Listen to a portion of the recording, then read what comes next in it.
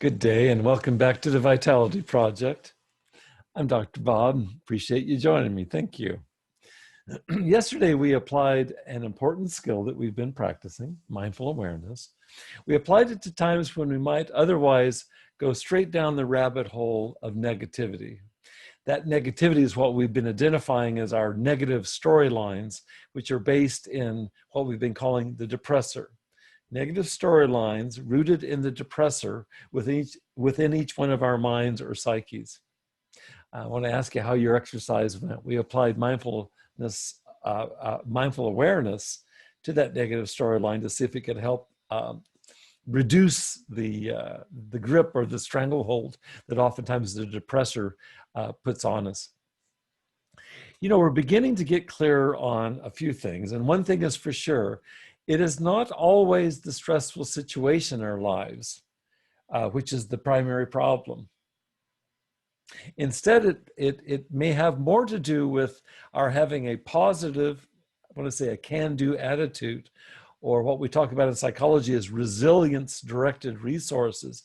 It may have to have more to do with our having access to resilience than the stressor per se. If we're able to access resilience in our lives, coping skills that work, they may have more impact than the initial stressor. So the most pressing question each day, as I see it, is simply this: can you and I find a standpoint, even amidst admittedly stressful circumstances, that spares us further suffering?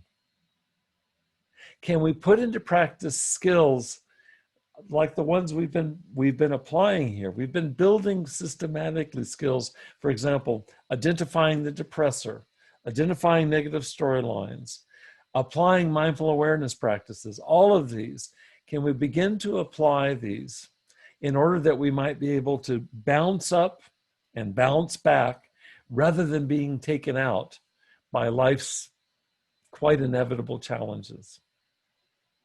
I believe the key to sobriety is this: it's our implementing skillful responses in the face of life as it is. I'm going to repeat that. The key to sobriety is this: implementing skillful responses in the face of life as it is. For today, I'd like you to take a few minutes. I'm going to do the same thing, to simply journal, let's say, a half a dozen coping skills that you found most useful to you in helping you to bounce up and bounce back resiliently to stress in your life. Once you've listed those, let's say, half a dozen skills, I'd like you to place a timeline next to each.